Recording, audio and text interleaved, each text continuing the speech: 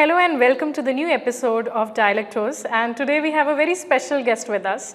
Our guest who's coming all the way from University of Miami, Professor Jyotika Ramaprasad. Hello ma'am. Hello. And welcome to this campus which is like 200 years, more than 200 years old. So how do you feel? You know, I'm actually really delighted to be here. Yeah. I did not realize I was coming to such a beautiful place. Yeah. And so it's been eye-opening for me in many, many ways. Yes. And the thing that it is a heritage campus and that there are not only so many beautiful plants Yes. and trees, which Yeah. are just so magnificent, Yes. but there's also all these buildings that are Yeah. so impressive, the Yes. old buildings. Yes. So I'm really happy to be here. Thank you. Okay ma'am. Have you visited Kerala before, or this Yes, is I your first have. time? I have, but I've never come to Kottayam. Okay. And yeah, so the last two times that I did come, it was in places other than Kottayam. Yeah. But I always, from my first trip onwards, I fell in love with Kerala because it's so green and lush. Yes. And this campus, you know, it really boasts of an ecosystem which is created on its own. Right. Beautiful trees, buildings which are interconnected with the nature, and students also loving the nature. There's so much for them to actually, you know, visualize themselves while they are in the campus. And here, like we are dealing with communication. Mm-hmm. So how far do you feel, you know, communication and talking about climate change and this campus, how do you think it is integrated? Oh, wow, that's really an important question. Yes. So I think one of the main things I would say is that when students are in such beautiful natural surroundings, Yes. and they're not natural just for being beautiful, they're Yeah. natural with a purpose, Yeah. right? And it is hard for students to miss that purpose because it's like, I just saw how many trees are marked, and Yes. so it's educational, Yeah, right? yeah. And so I'm sure that they're imbibing Yeah. in their own spirit and being Yeah. the idea Yeah. that if my campus and my college preserves this and gives it so much respect, Yes. then I probably also need to do the same. Yes. So I think that makes, it's a communication which is kind of indirect and silent, Yes. and at the same time very, very, I think, significant, Yes. right? So in the sense that we are not, words are spoken very often, Yes. and we have too many messages coming to Yeah, us, we yeah, don't yeah. pay attention to them. Yeah. But when you sit silently in nature in a campus like this, Yeah. you're going to get a message which is in a very different Yes. way and form. It's like the nature is talking to you. Yeah. And so I think that, you know, it's very connected to communication, I Yes. think. Yeah. In fact, I don't Yeah. know if, you know, a lot of recent books have come about which Yeah. talk about that nature communicates with itself, that trees communicate with each Yes. other, Yes. and fungi help trees to grow, Yes. and things like that. So if nature can communicate among itself, I'm sure it's also communicating to us Yes. in many That's true. different ways. That's true. And I cannot imagine that anybody would miss that message in a campus that's so aware Yes. about these things, you know? Yes, ma'am. Truly. Yeah. True words, I would say. Yeah. Another important, you know, interesting segment which I wanted to, you know, talk with you basically, that since you were also a Fulbright scholar and your area of research is communication and social change.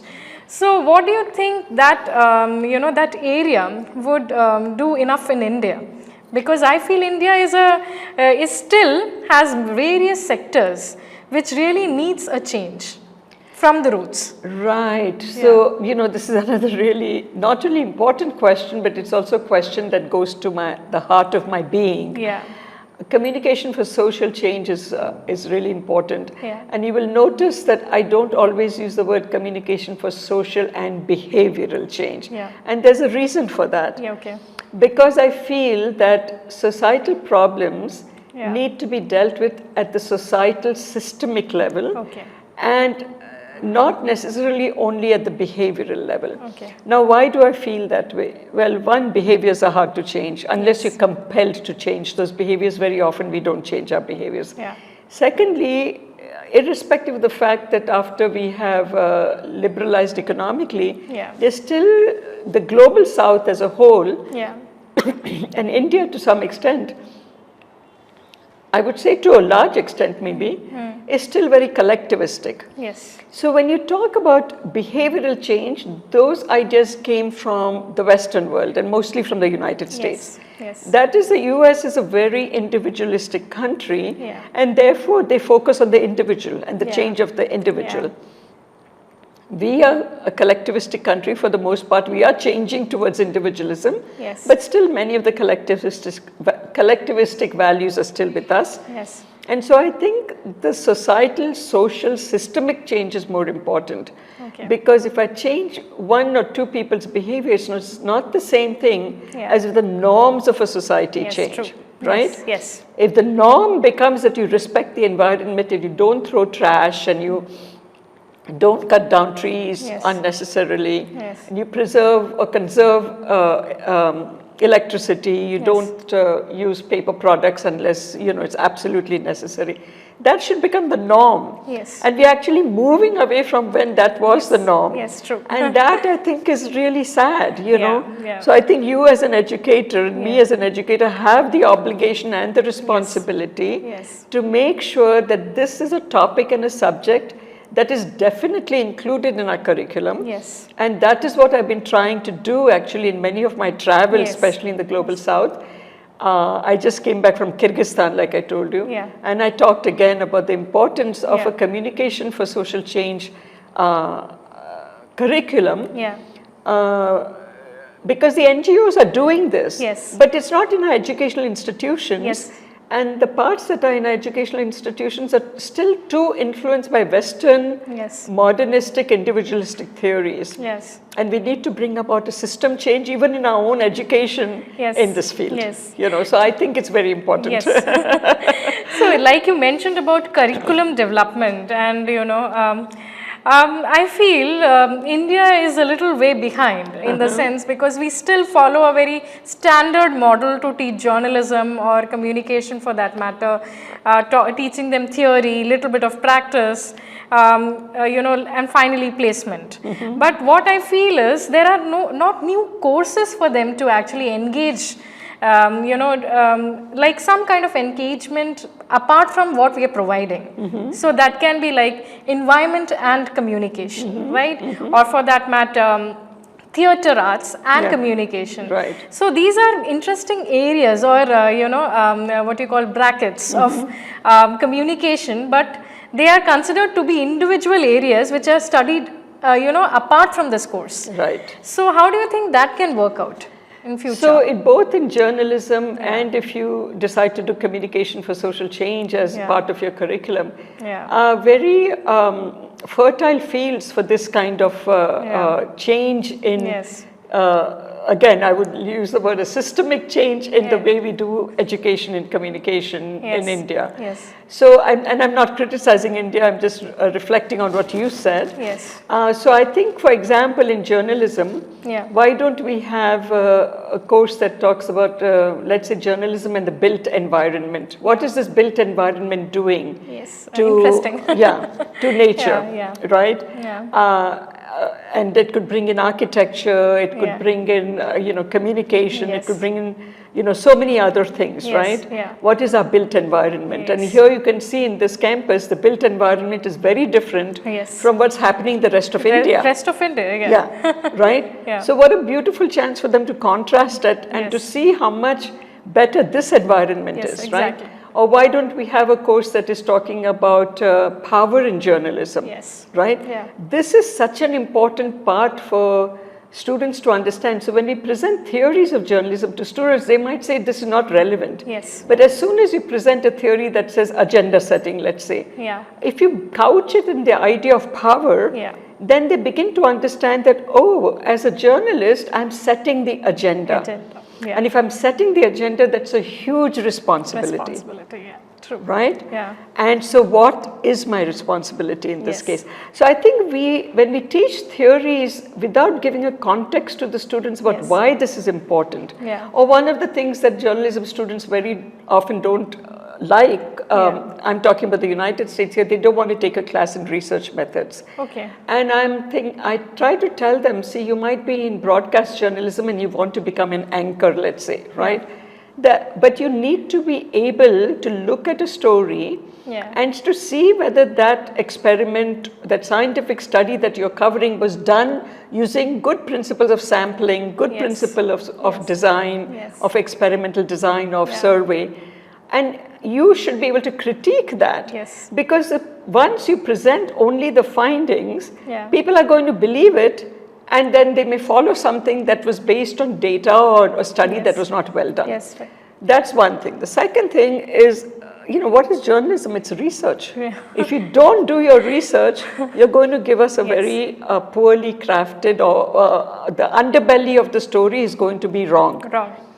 So, once we start couching it in these terms, maybe these become more acceptable to our students. Truly. And then we can think of, changing the curricula in a manner which is encouraging and involving. Yes. And they should be engaged in these things. So even if you have a social change curriculum, what is a journalism student's responsibility to understand a social issue?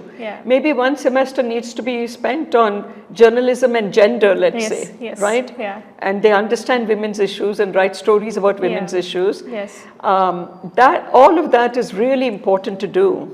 Our social problems are not going to disappear unless our young people really take an interest in and take it as a responsibility. And it's your responsibility as an educator to make sure that change happens. Yes, I'll try my best. Okay. Moreover, from this this answer of yours, I was thinking that some 200 years back, when missionaries came to this campus, they brought in a very noble idea, that is women empowerment and women education. So that's how, as concept which was not at all accepted by the society, was taken up, right? So, but how far do you think such, acceptance of new ideologies or new things which are different from what is given by the society are accepted by the younger generation today? So this is again a very interesting question, I would say, because when you had decades and decades of a particular norm, right, that women are second-class citizens, and it's not just in India. I mean, to some extent, it's worldwide. Maybe in the Scandinavian countries, it's slightly different. But even in the US, we talk about this all the time, about women pay for the same job is less, right, than what the male gets, right? Or the kind of comments women get, Now, so it's not just an India problem. In India, it takes on a different kind of, it's manifested in different forms. But it is a problem that's somewhat worldwide, right? So to change that norm is very difficult. And I feel that it's really important to again put this in context. And I will give you a really concrete example. I was in another university training, doing this training, and we started talking about gender issues. And so I said, I truly believe that men and women are equal. And so I asked the students in the class, and the women all said, of course, yes. And the male students were quiet. And I noticed it, and I said, I'm not hearing a yes from the males, and they still kept quiet. And then one of them said yes, and I said, say it loudly enough so others can hear. And I still felt a little troubled. So I stopped and I said, I want to find out why you feel this way. And they said, well, nowadays what's happening is there are so many laws and policies that are, quote, favoring women.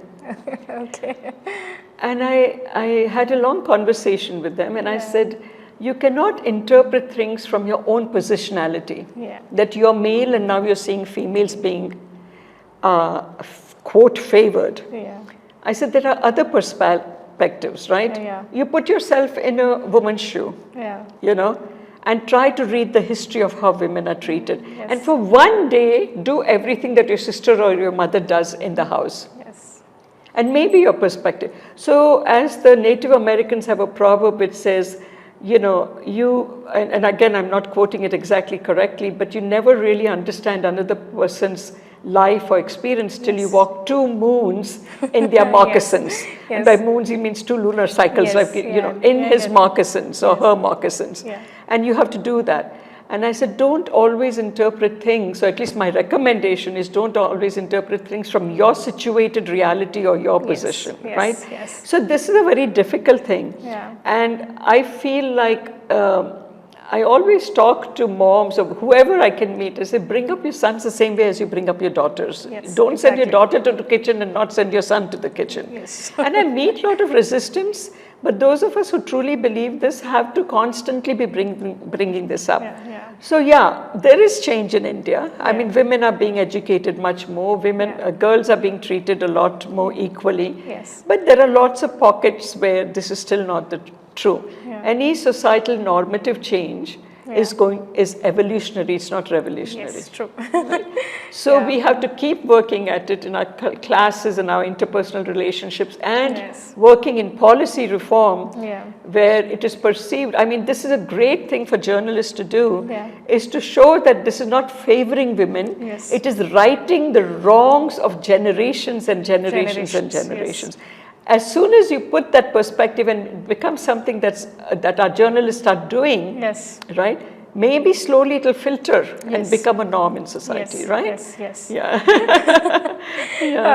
And ma'am, one last question. Sure. I think I want to ask for something related to journalism. Sure. Because journalism as a profession is nowadays considered to be very challenging and less of opportunities. And though we have very encouraging individuals in the sense who want to be journalists but really do not know what they can achieve in the near future. So ma'am, what do you think, especially considering a country like India, what are the challenges or possibilities which the new generation can take in? So I really feel that it goes back to the question you asked about what are the kind of courses we can introduce that are innovative. Yes. Because unless students begin to understand and realize what the role of journalism can be, right? Understand unless they get all exposure to these courses, or do a course where they go to a slum area or an area where there's a community that's discriminated against. Let them spend an immersive experience there, right? And maybe then they'll begin to think that, okay, these are things I should be covering. Now, there's a challenge to that, and I'll get to that in a moment. But why also are we not letting them, if it is possible, take an intercultural experience? So, you know, doing this in, let's say, send students from Kerala to maybe Gujarat or to Chhattisgarh and let them look at the problems that are there. And maybe, if it is possible, send them to Africa or to Thailand or somewhere else. And then they begin to understand the cultural impact on people's lives and maybe are able to present journalism in a different way. So these are courses that need to be included. Now the challenge, I was going to say, it's not so easy to do, partly because there's power in ownership. And if the owners only want to make money, they're going to only do the kinds of articles that people are going to click on. True. So we as an audience have a responsibility, right? We are making it possible for journalism to do frivolous stories because we are interested in film stars or in gossip or in what is the latest fashion. And we are not educating ourselves as informed citizens who can vote, make an informed decision when they vote, right? So we are also to blame, right? So these are some things that we need to be talking about. And it is not just in journalism. These are courses that should be college or university wide. Right? Really. We teach media literacy, for example. In class today I was talking about don't believe all documentaries because people who produce anything have the power to shape it in a particular way. So if for some reason you think documentaries are fact, no, they're not, you know. So everything has a perspective. So this should be something that every department should be, the whole college or university should have a course in media literacy or something like that. That all our young people need to understand that this 90% of their time on the phone is destroying not only them but their society also, right? True. So I would encourage you to try and make a course in media literacy a college-wide requirement for students. Oh, that's interesting. Yeah, it may be a big challenge, but we have to try that because our young people are at risk. Yes, true. Right? Yeah, and that can also be, included as a value-added course. Yes, Which they can see. Nowadays, we also have opportunities as a student that if while we are studying something here in our own college, we can also go out. Yes. Maybe online. Do a value-added course or an online course, which is an added. Exactly. Added supplement to our course. Yeah. So maybe that is a very good option, as you suggested. And also, just if I might interrupt you, is that, that's why I stress that, when they're young, they need to expand their horizons. It's not, I want to be a journalist, so why am I taking this other course? Well, that's also important, right? And the other thing I wanted to say, I know that in print and television journalism almost all over the world, there's some kind of, with neoliberal economies, profit has become the goal. Or in authoritarian countries, they're not allowed to do certain kinds of journalism.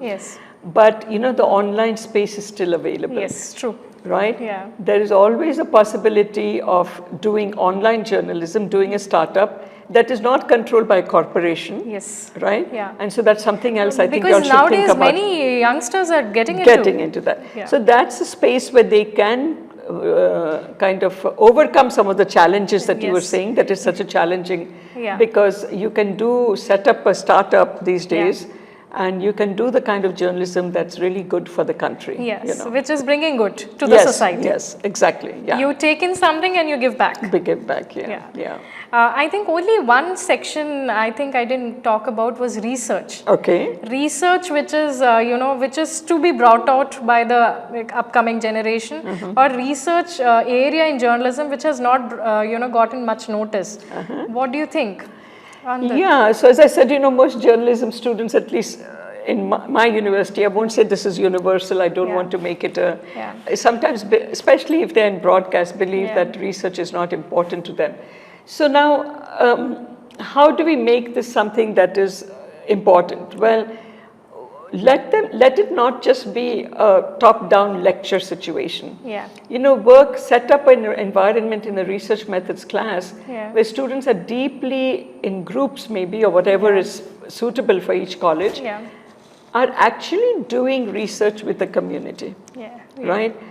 This way they actually understand at the end of it how maybe their research was flawed in certain ways, what they did well in the research, and whether this is something that is publishable in the sense that if it is not flawed, then maybe they can get an article in your newsletter or on your YouTube or whatever. And those are things that help them also in their career, right? So I would suggest very immersive. I mean, that's what I believe in very, very often in some of these courses. Let it be an immersive experience where they learn on their own, a little bit with guidance from it, rather than just top-down lectures, which tend to become boring.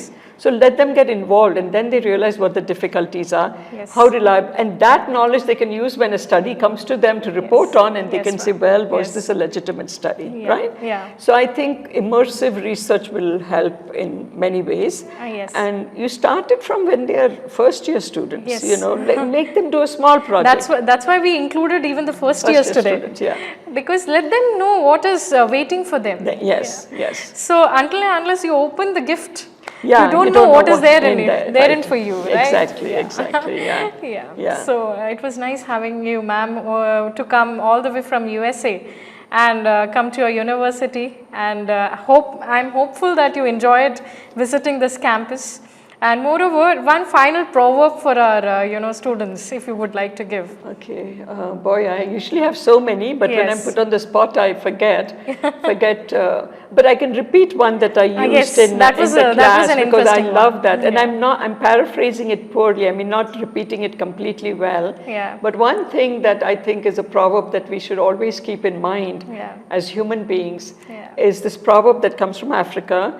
Africa, as we know, is a land of animals, so a lot of proverbs have animals in them. And the proverb says that until the lion gets his own historian, the story of the hunt will glorify only the hunter. Very beautiful. Yeah. So I will leave it to the audience to figure out what that means, and I think it's pretty easy. Yeah. Okay, so thank you.